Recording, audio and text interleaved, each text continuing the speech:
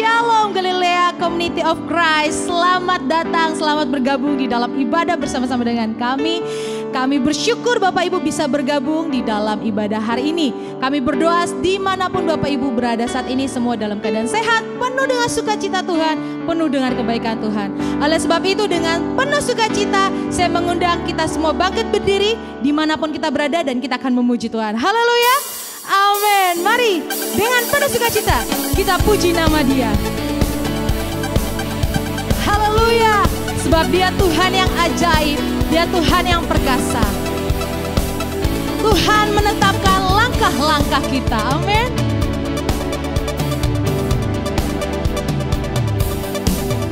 Tuhan menetapkan langkah-langkah orang yang hidupnya berkenan kepadanya, amin. Apabila ia jatuh tak sampai tergeletak, sebab Tuhan menopang tangannya. Tuhan menetapkan, Tuhan menetapkan langkah-langkah orang yang hidupnya berkenan kepadanya. Apabila ia jatuh tak sampai tergeletak, sebab Tuhan menopang tangannya. Mari bertepuk tangan, tangannya, tangannya, sebab Tuhan menopang tangannya. Apabila kita jatuh, apabila kita jatuh tak sampai tergeletak, sebab Tuhan menopang tangannya, amin. Mari dengan sepenuh hati ucapkan perkataan iman ini. Tuhan menetapkan langkah-langkah orang yang hidupnya berkenan kepadanya. Apabila ia jatuh tak sampai tergeletak, sebab Tuhan menopang tangannya. Mari lambaikan tanganmu, tangannya, tangannya, tangannya,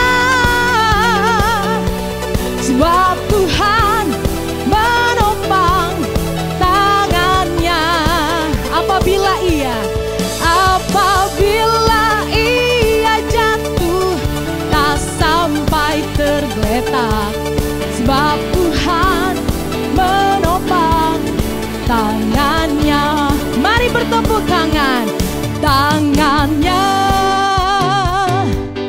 tangannya, sebab Tuhan menopang tangannya. Apabila ia jatuh tak sampai tergeletak, sebab Tuhan menopang tangannya.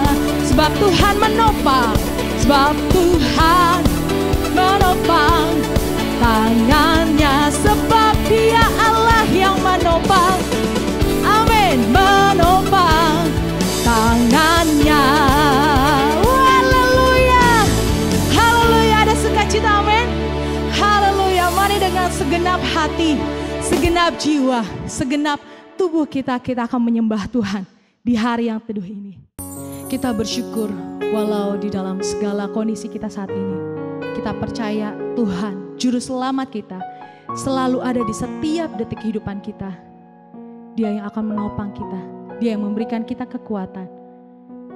Karena itu hari ini mari kita bersama-sama kita sembah Dia, Allah yang perkasa, Allah yang mulia, Dialah Raja Damai.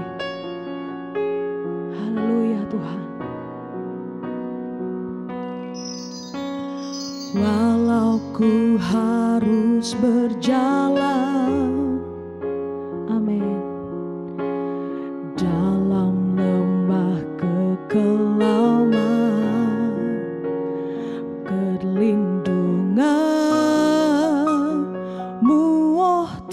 Tuhan, nyatalah bagi hidupku. Tiada pernah Tuhan, tiada pernah sedetik pun, tiada pernah kau tinggalkan. Penuh nyata dan sempurna, hanya kau layak disembah.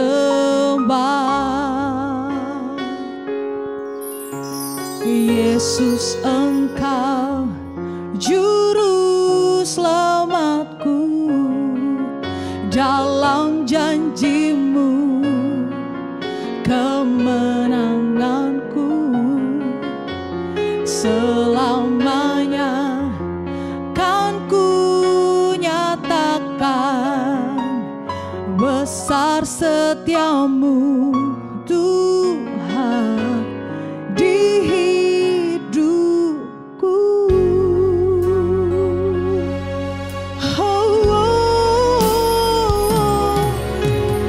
Walau ku harus berjalan di dalam, amin, perlindungan-Mu, oh Tuhan, nyatalah bagi hidupku. Tiada pernah sedetikku, tiada pernah kau tinggalkan. Sungguh mulia dan sempurna, hanya kau layak disembah. Yesus, Engkau juru selamatku, dalam janji-Mu kemenanganku selamanya kan ku nyatakan. Besar setiamu Tuhan di hidup. Yesus, Engkau juru selamatku, dalam janji-Mu kemenanganku selamanya. Besar setiamu Tuhan di hidupku. Oh,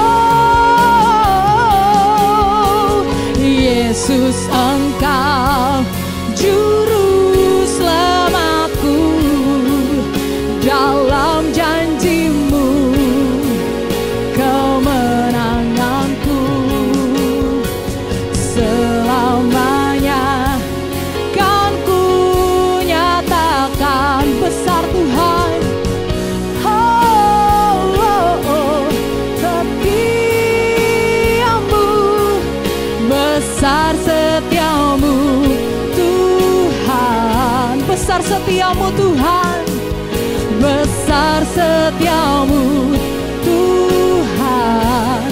Oh, sungguh besar, besar setiamu Tuhan di hidupku. Kami memuji-Mu, kami sembah nama-Mu, Allah yang hidup, Allah yang perkasa. Kami tinggikan nama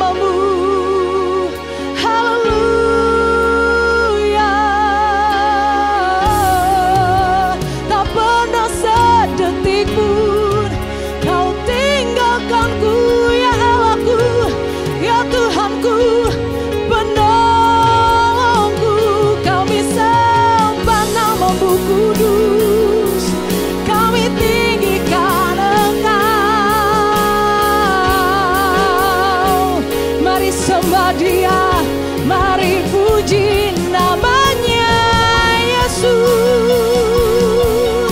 Kau yang terindah, kami memuji-Mu ya Tuhanku. Haleluya, haleluya.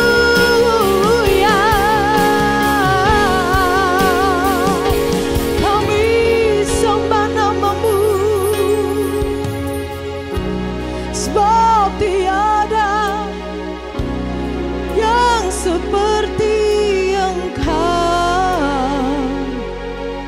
Haleluya, haleluya. Jiwa kami bermegah,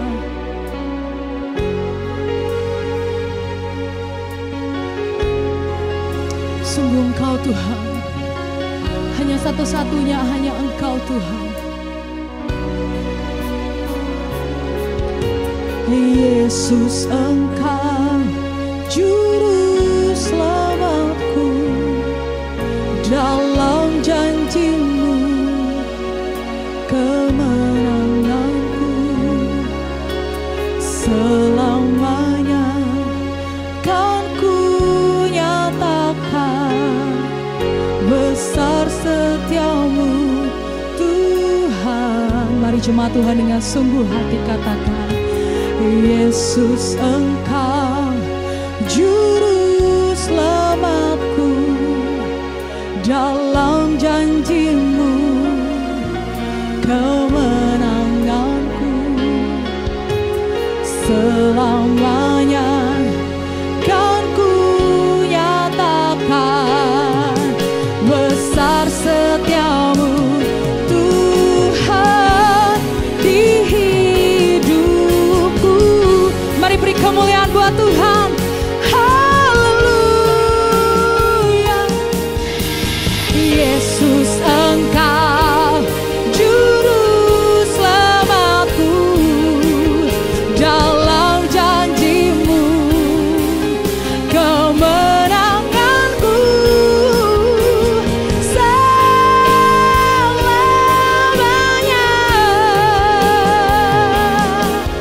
Besar setia-Mu Tuhan, oh besar setia-Mu, oh Tuhan. Besar setiamu Tuhan di hidupku. Haleluya, haleluya. Beri kemuliaan bagi Dia. Shalom, Elohim Besem Hamasya, salam sejahtera bagi kita semua. Apa kabar di hari ini? Kita boleh beribadah lagi di hari Minggu, dan saya percaya bahwa berkat Tuhan pasti dicurahkan bagi kita semua. Amin. Mari kita siapkan diri untuk kita membaca dan mendengar serta merenungkan firman Tuhan. Mari kita berdoa. Bapa Surgawi, Bapa di dalam nama Tuhan Yesus, dikuduskanlah nama-Mu, datanglah kerajaan-Mu, jadilah kehendak-Mu di bumi seperti di surga. Kami datang di hadapan-Mu di hari Minggu ini, mengucap syukur buat kasih-Mu yang luar biasa, yang kami terus alami, tidak pernah berhenti dalam kehidupan kami. Kami datang kepada Tuhan di hari Minggu ini, beribadah kepada-Mu, sebab kami tahu ibadah itu mengandung janji, berguna dalam segala hal, baik untuk kehidupan kini maupun kehidupan yang akan datang. Dan orang yang beribadah, Tuhan akan buat perbedaan. Dan Tuhan juga berjanji memberkati roti makanannya, memberkati air minumannya, dan dijauhkan daripadanya sakit penyakit. Sebab itu kami selalu rindu untuk selalu beribadah kepadamu. Sebab firman-Mu mengingatkan kami, janganlah menjauhkan diri dari pertemuan ibadah. Kami bersyukur ada kesempatan bagi kami untuk beribadah kepadamu. Dan ibadah yang dilakukan dengan ucapan syukur akan membawa keuntungan bagi setiap kami. Firman yang akan kami baca kiranya meneguhkan, menguatkan, dan menghibur kami semua. Urapi kami semua, buka hati pikiran kami. Setiap perkataan dari firman-Mu mengandung kuasa. Dan urapi juga hamba-Mu yang tidak ada apa-apanya. Di dalam nama Tuhan Yesus, kami berdoa dan siap diberkati melalui firman-Mu. Setiap kita yang siap diberkati berkata, amin. Saya mengajak Bapak Ibu semua untuk membaca dalam Lukas pasal 16, pada ayat 1 sampai dengan ayatnya yang ke-9, perumpamaan tentang bendahara yang tidak jujur. Dan Yesus berkata kepada murid-muridnya, ada seorang kaya yang mempunyai seorang bendahara. Kepadanya disampaikan tuduhan bahwa bendahara itu menghamburkan miliknya. Ayat 2, lalu ia memanggil bendahara itu dan berkata kepadanya, apakah yang kudengar tentang engkau? Berilah pertanggungan jawab atas urusanmu, sebab engkau tidak boleh lagi bekerja sebagai bendahara. Ayat 3, kata bendahara itu di dalam hatinya, apakah yang harus aku perbuat? Tuanku memecat aku dari jabatanku sebagai bendahara. Mencangkul aku tidak dapat, mengemis aku malu. Ayat 4, aku tahu apa yang akan aku perbuat, supaya apabila aku dipecat dari jabatanku sebagai bendahara, ada orang yang akan menampung aku di rumah mereka. Ayat 5, lalu ia memanggil seorang demi seorang yang berhutang kepada tuannya. Katanya kepada yang pertama, berapakah hutangmu kepada tuanku? Ayat 6, jawab orang itu, 100 tempayan minyak. Lalu katanya kepada orang itu, inilah surat hutangmu. Duduklah dan buat surat hutang lain sekarang juga, 50 tempayan. Ayat 7, kemudian ia berkata kepada yang kedua, dan berapakah hutangmu? Jawab orang itu, 100 pikul gandum. Katanya kepada orang itu, inilah surat hutangmu. Buatlah surat hutang lain, 80 pikul. Ayat 8, lalu tuan itu memuji bendahara yang tidak jujur itu, karena ia telah bertindak dengan cerdik. Sebab anak-anak dunia ini lebih cerdik terhadap sesamanya daripada anak-anak terang. Ayat 9, dan aku berkata kepadamu, ikatlah persahabatan dengan mempergunakan mamon yang tidak jujur, supaya jika mamon itu tidak dapat menolong lagi, kamu diterima di dalam kemah abadi. Bapak Ibu, salah satu perumpamaan Tuhan Yesus yang paling sulit dipahami atau sering disalahpahami adalah perumpamaan tentang bendahara yang tidak jujur, yang kita baca dalam Lukas 16 ayat 1-9 ini. Ada beberapa hal yang membingungkan tentang perumpamaan ini. Yang pertama, tentu saja adalah pujian tuan kepada bendaharanya yang tidak jujur.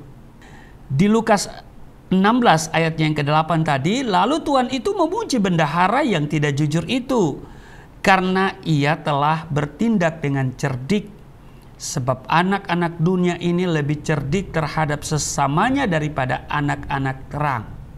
Nah, yang lain lagi adalah nasihat Tuhan Yesus untuk mengikat persahabatan dengan menggunakan mamon yang tidak jujur. Di dalam Lukas 16 ayat 9 dikatakan tadi, dan aku berkata kepadamu, ikatlah persahabatan dengan mempergunakan mamon yang tidak jujur, supaya jika mamon itu tidak dapat menolong lagi, kamu diterima di dalam kemah abadi. Apakah perumpamaan ini menghalalkan ketidakjujuran? Yang penting adalah kecerdikan? Ataukah apakah hasil ketidakjujuran boleh digunakan untuk mengikat persahabatan? Ini dua hal yang harus kita pahami secara baik. Nah, untuk menafsirkan perumpamaan tersebut tentunya dengan benar, kita perlu memahami aturan penafsiran sesuai dengan jenis sastra atau biasa dikenal dengan genre suatu teks. Sebuah perumpamaan perlu ditafsirkan sebagai perumpamaan. Itu harus. Perumpamaan harus ditafsirkan sebagai perumpamaan. Jangan saudara tafsirkan dengan hal yang lain. Ada aturan tertentu yang khas untuk jenis sastra ini. Salah satu aturan penting dalam menafsirkan perumpamaan adalah mengenai poin analogi utama. Ini adalah salah satu gaya bahasa kiasan yang berbentuk cerita. Sama seperti pada jenis-jenis kiasan atau metafora lainnya. Yang dipentingkan adalah poin analogi utama. Misalnya kiasan singa. Iya kan? Singa kalau dalam Alkitab bisa berarti positif. Seperti misalnya kalau kita lihat di Wahyu pasal 5 ayat 5, Yesus sebagai singa dari Yehuda. Tapi juga bisa secara negatif. Misalnya di 1 Petrus pasal 5 ayat 8, iblis seperti singa yang mengaum-aum. Nah, mengapa artinya bisa bertentangan seperti itu? Ya, jawabannya karena singa memang bisa menggambarkan banyak hal. Misalnya kekuatan atau keganasan. Prinsip yang sama perlu diperlakukan pada perumpamaan. Kita perlu menentukan poin analogi utamanya. Inti dari perumpamaan ini adalah kecerdikan dalam mengantisipasi masa depan. Ini poin utamanya. Kecerdikan dalam mengantisipasi masa depan. Nah, si bendahara yang kita baca tadi sedang menyiapkan masa depannya. Dia tidak memiliki rumah. Dia tidak bisa bekerja.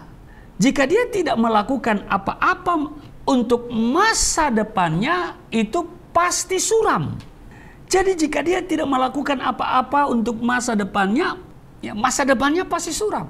Nah, dengan cerdik dia menggunakan uang, mamon, sebagai persiapan masa depan. Dia berusaha untuk berbuat baik kepada sebanyak mungkin orang. Dengan harapan, siapa tahu orang-orang itu ke depan dapat memberi tumpangan atau pekerjaan kepadanya bila ia sudah dipecat. Nah, yang disorot di sini adalah menggunakan uang demi masa depan. Si bendahara disebut cerdik karena mengorbankan uang demi masa depan yang lebih baik. Nah, pertanyaannya adalah, apakah pengurangan hutang yang dilakukan oleh si bendahara itu merugikan tuannya? Kita tidak bisa mengetahui dengan pasti, Bapak Ibu jemaat yang diberkati oleh Tuhan Yesus. Ada kemungkinan si bendahara disebut tidak jujur karena meminjamkan uang tuannya dengan bunga seenaknya. Jika ini yang benar, yang dikurangi oleh bendahara itu tidak merugikan tuannya.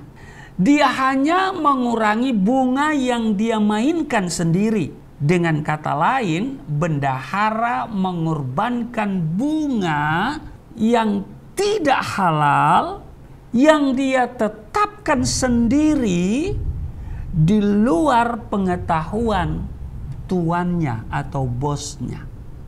Nah, pertanyaannya adalah, apakah Tuhan Yesus memuji motivasi si bendahara yang kurang tulus berbuat baik supaya menerima balasan di kemudian hari?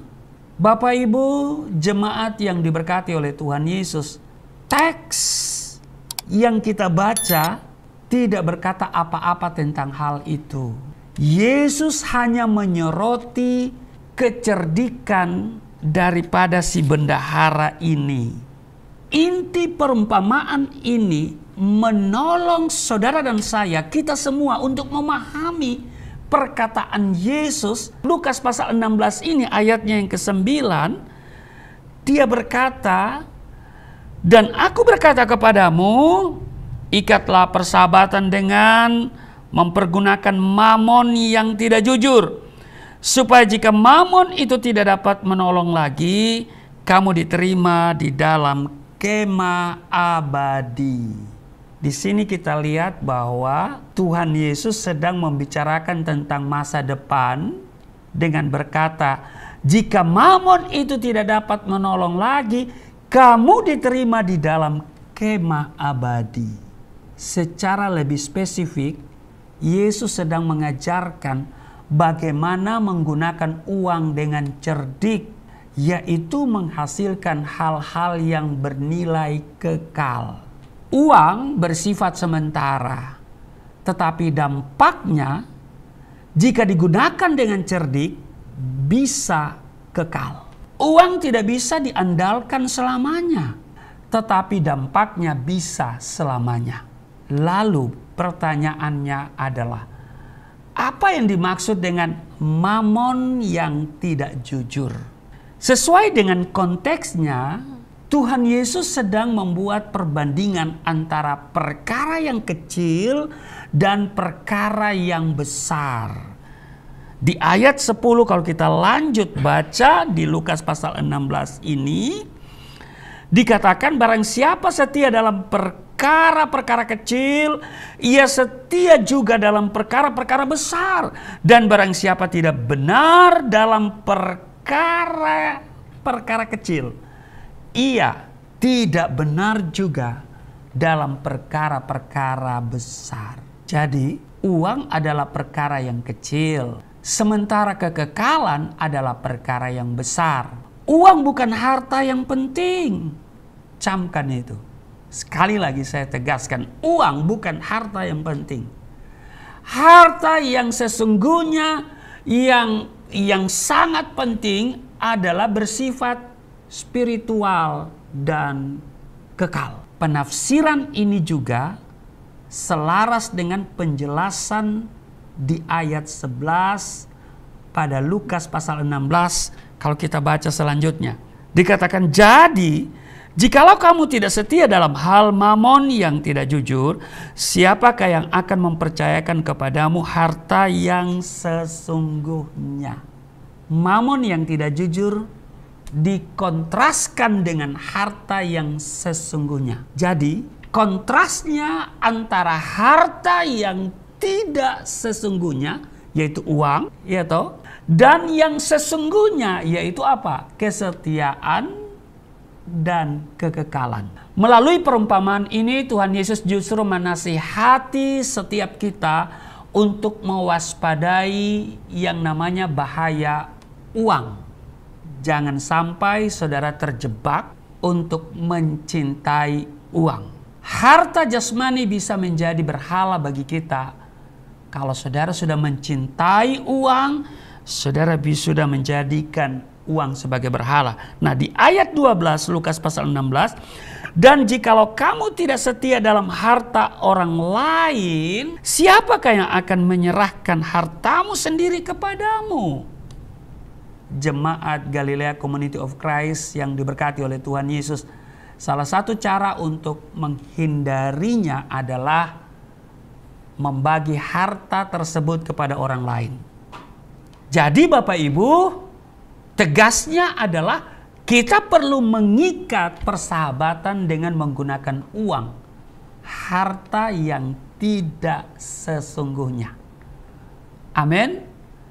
Karena itu Bapak Ibu yang kekasih, inilah makna daripada apa yang kita baca, yaitu perumpamaan bendahara yang tidak jujur. Kiranya kita semua bisa memahami ini dengan baik dan kita lebih mengedepankan kesetiaan pada perkara-perkara yang kecil yang bersifat kekal. Karena kalau kita setia pada perkara yang kecil, Tuhan akan memberikan kita mempercayakan perkara-perkara yang besar. Amin. Selamat hari Minggu dan Tuhan Yesus memberkati kita semua. Mari kita berdoa. Kami bersyukur atas kasih karunia Tuhan mengingatkan kami supaya kami setia pada perkara-perkara yang kecil agar kami dipercayakan hal-hal yang besar. Dan kami akan senantiasa menggunakan uang, harta untuk perkara-perkara yang bernilai kekekalan. Berkati kami dan saat ini kami siapkan diri untuk menerima tubuh darah-Mu. Namun sebelumnya kami akan memberikan persembahan sebagai ungkapan syukur kami. Uang bukanlah harta yang sesungguhnya.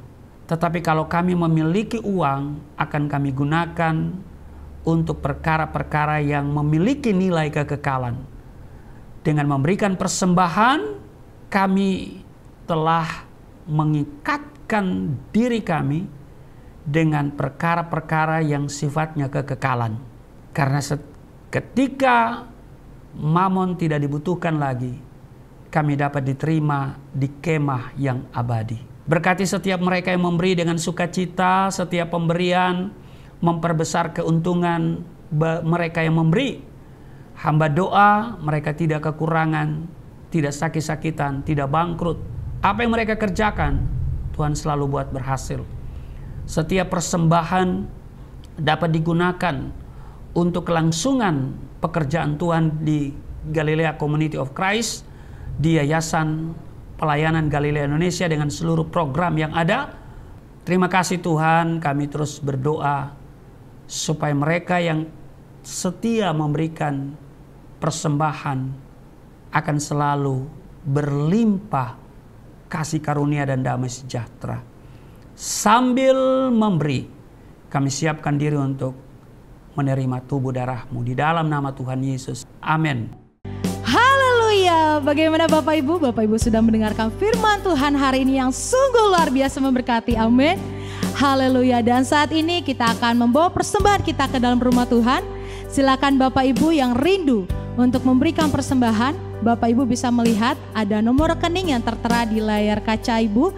Dan Bapak sekalian, silakan memberikan yang terbaik buat Tuhan dengan sukacita. Dan kita akan masuk ke dalam sakramen perjamuan kudus.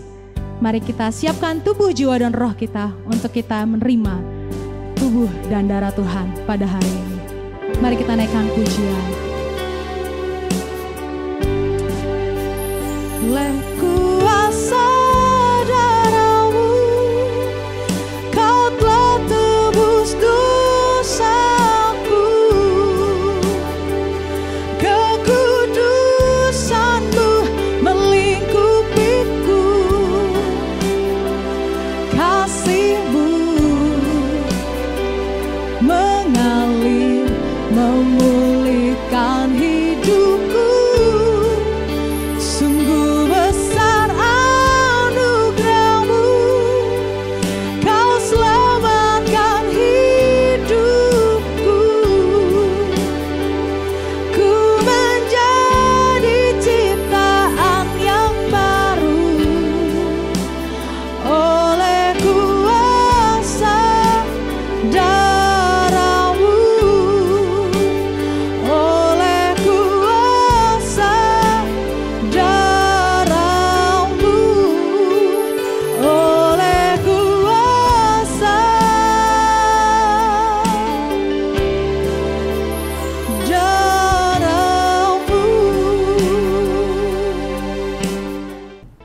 Baik Bapak Ibu, kita akan menerima tubuh darah Kristus.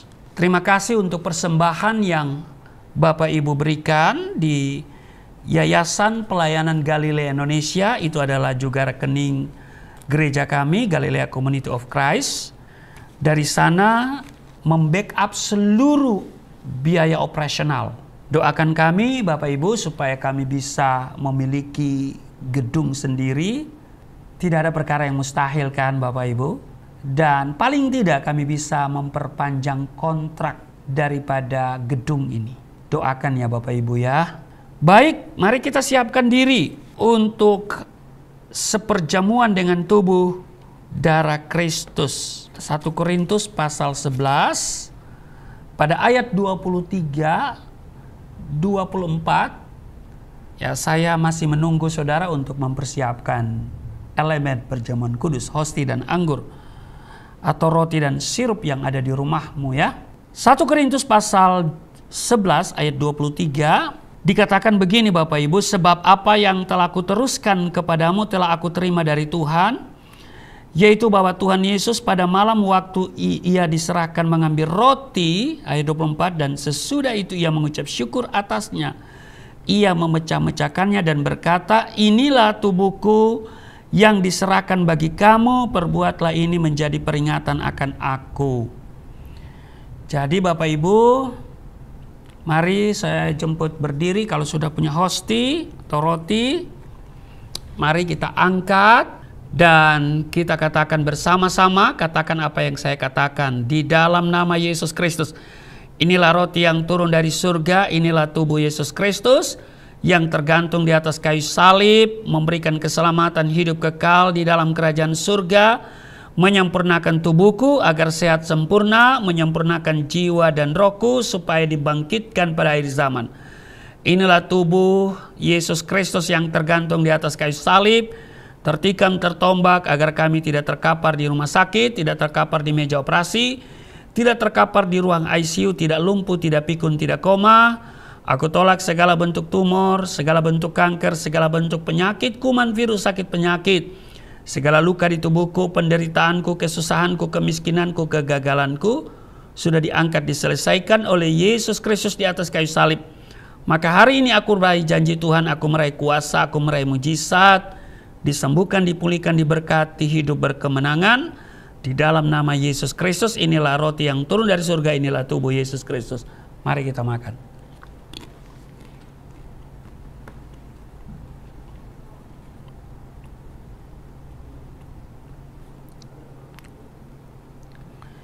Satu Korintus pasal 11 ayat 25. Demikian juga Yesus mengambil cawan sesudah makan, lalu berkata, cawan ini adalah perjanjian baru yang dimateraikan oleh darahku. Perbuatlah ini setiap kali kamu meminumnya, menjadi peringatan akan aku. Mari Bapak Ibu ambil anggur atau sirup, diubahkan menjadi darah Kristus. Kita angkat dan kita katakan bersama-sama. Di dalam nama Yesus Kristus, inilah darah Yesus Kristus yang tertumpah di atas kayu salib sebagai perjanjian yang baru dan yang kekal, memberikan pengampunan atas dosa-dosaku, menyucikan, menguduskan kami, agar kami semua termaterai menjadi warga kerajaan surga. Di dalam nama Yesus Kristus, oleh kuasa darah Yesus, oleh bilur-bilur Tuhan Yesus, kami semua diselamatkan, dan mulai hari ini kami semua tidak sakit-sakitan. Hari ini kami menerima mujizat, disembuhkan, dipulihkan, diberkati. Darah Kristus yang mulia memvaksinasi tubuhku, sehingga aku tidak terserang oleh kuman, virus, sakit, penyakit apapun. Di dalam nama Yesus Kristus, inilah darah Yesus Kristus. Mari kita minum.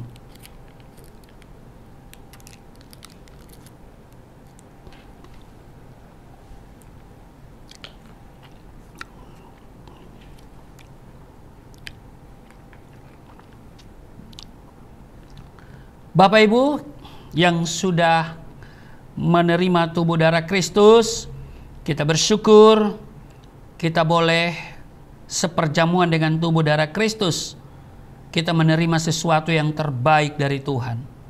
Mari kita nyatakan syukur kita berdoa. Terima kasih Tuhan untuk tubuh darah-Mu, maka kami yang sakit sudah disembuhkan.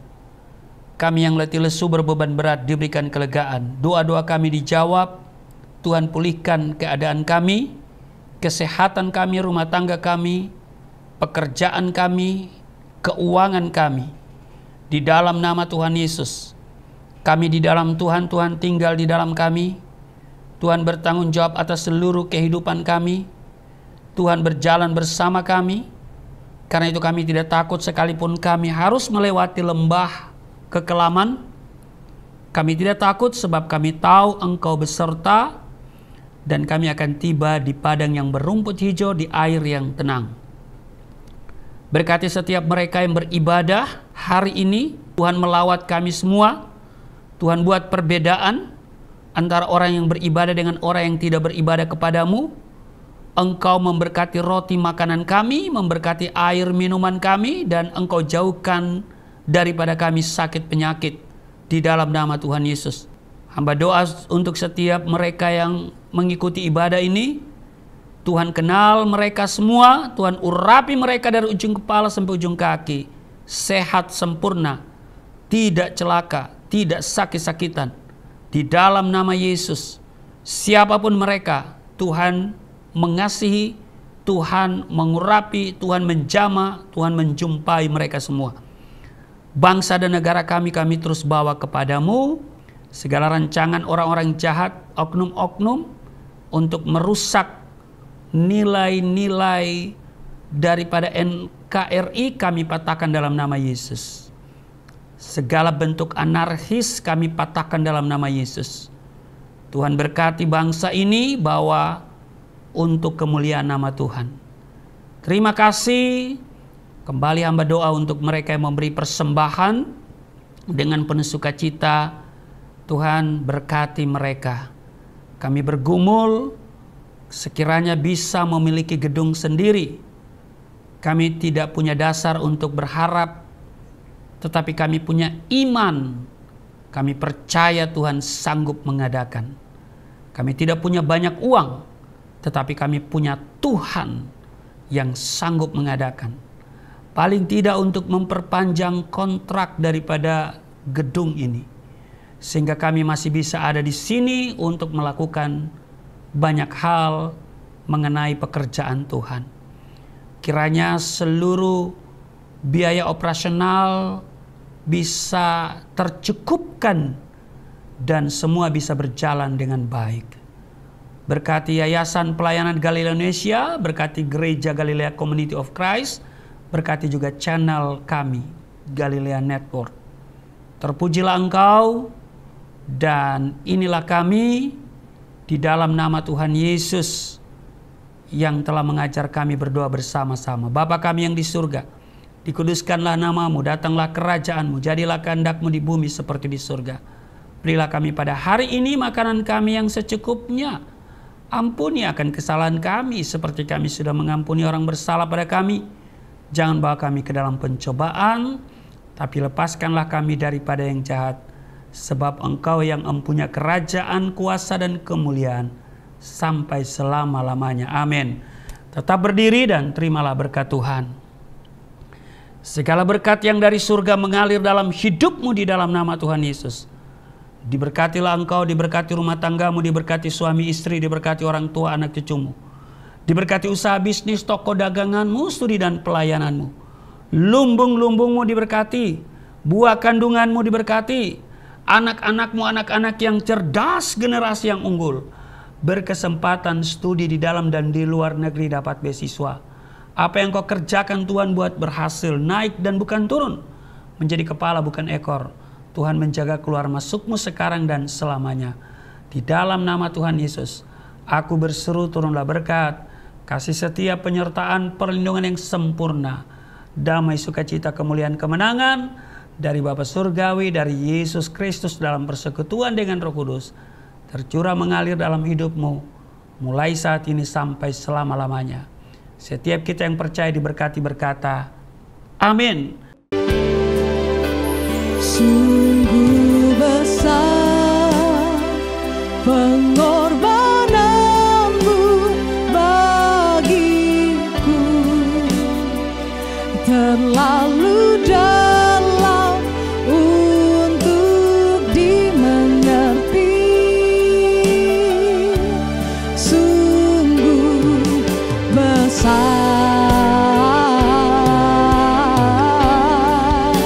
sungguh indah yang kau pikirkan tentangku, tak terselami bagiku. Sungguh indah, sungguh indah, sungguh indah. Haleluya, ibadah kita telah selesai. Dan sampai jumpa lagi di ibadah-ibadah berikutnya bersama dengan Galilee Network. Dan Tuhan Yesus memberkati kita semua. Shalom.